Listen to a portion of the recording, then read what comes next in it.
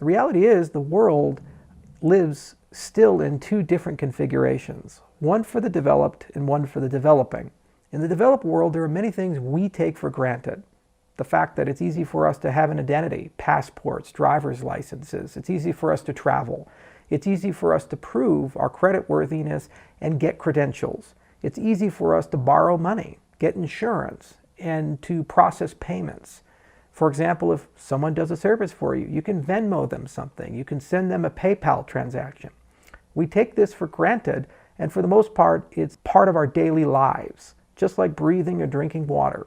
But when you live in the developing world, it's a very different prospect. It's very difficult to globalize. It's difficult to prove claims, whether you're producing something with fair trade or in a sustainable way. It's difficult for people to receive money and send money. These remittance transactions on average carry an 8 to 15% fee. When a person wants to borrow money, if it's even possible, these microfinance transactions can have interest rates as high as 85%, according to the World Bank. And the reason this exists is not because of avarice or because of racism or some unpronounced evil in the global order. Rather, it's because of systems. Some countries enjoy systems that are structurally superior to other systems. And the problem is that the legacy systems that we have are fundamentally incompatible with total globalization without admitting total centralization behind one standard, such as the American way or the Chinese way. The world is beyond that. This is no longer the 20th century. This is the 21st century. A century with the iPhone, a century with the internet, a century where information moves instantaneously. And as a consequence, we have a better way of governing the world order. We no longer need central entities. We no longer need central governments. Just like the internet, the things that can process our payments, our contractual relationships, hoist up our identity, our property, and permit the gears of commerce to work can be done through the very same technology that has enabled innovations like Bitcoin, Ethereum, and Cardano. I started my company in 2015 with a first principles approach. We started with science. We built labs all throughout the world, hiring dozens of PhDs, and we wrote over 100 papers, many of which have been processed through the wonderful crucible of peer review. And citation after citation later, conference after conference later, journal after journal later, we've built out a corpus of scientific knowledge that has allowed us to understand how to build systems that can scale not just to millions, but inevitably to billions of users, and preserve a fundamental truth that we are all equal, and we all deserve access to the same marketplaces. Whether you're Bill Gates or the shepherd from Senegal, you should receive equal treatment and consideration and be given equal access to markets, and allow merit to be the differentiator, not geography or genetics. As a consequence of these years of effort and time that we've put in, we have been able to build great protocols like Cardano. And this special is not about aspirations. It's not about promises. This special is about delivery.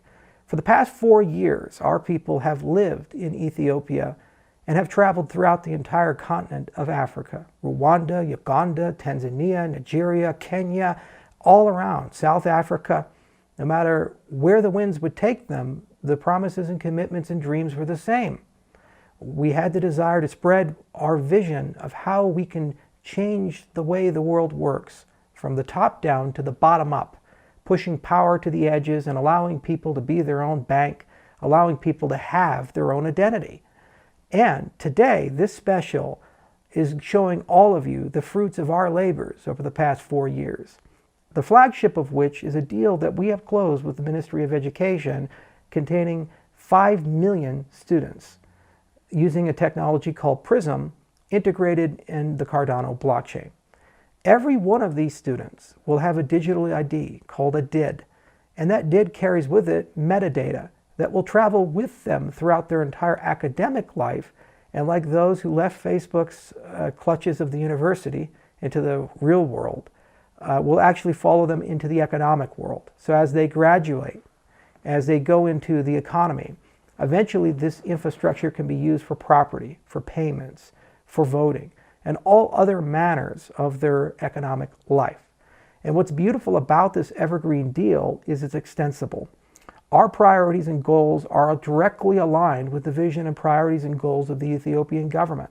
In a recently published doctrine of Ethiopia 2025, there was a bold vision to digitize the country on 4 pillars, the first of which was a national ID system.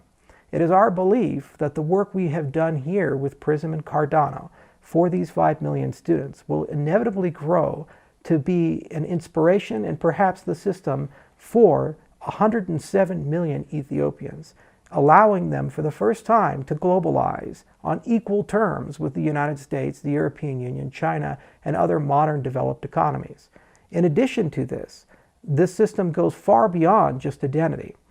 Our belief is that it can be used to help people procure jobs, to help people prove their skills, because the system can verify credentials, the system can verify certificates, the system can be used for a litany of activities which are required for people to understand who are credible actors to deal with and who have earned the right to have a job. Now, that's just Ethiopia. This special also includes our partners in Tanzania, the World Mobile, and partners throughout the continent. And each and every one of them have hopes and dreams about how to apply this technology. The magic of Cardano is, like Bitcoin before it, it's permissionless. It does not require someone to register or license something. It does not require someone to ask to use it. Rather, it's an open platform. And while these deals were spearheaded by Input Output Global and our partners, they serve as an inspiration for countless thousands of entrepreneurs throughout the continent to realize their dreams, their businesses, whether it be a decentralized Uber, whether it be securitizing a small company, whether it be a completely new way of representing resources and trade and commerce. It's an open piece of infrastructure accessible to all, for all, throughout the continent to be able to realize their dreams. Our industry's brought a lot of really cool innovations. NFTs, DeFi, STOs, ICOs, and all of these things, for the most part, have been based upon promises of a new world. I believe over the next 5 years, as this technology rolls across all of Africa and many other places in the world, such as Southeast Asia, Central Asia, Eastern Europe, that these promises can be transformed into completely new business models. All of these things are possible with the technology we've constructed, built with formal methods and advanced languages like Haskell for everyone, and validated by peer review. So thank you so much for coming. Thank you so much for listening. And I love this celebration of what has been done, and I'm looking to the future. I hope to make this an annual event. Cheers.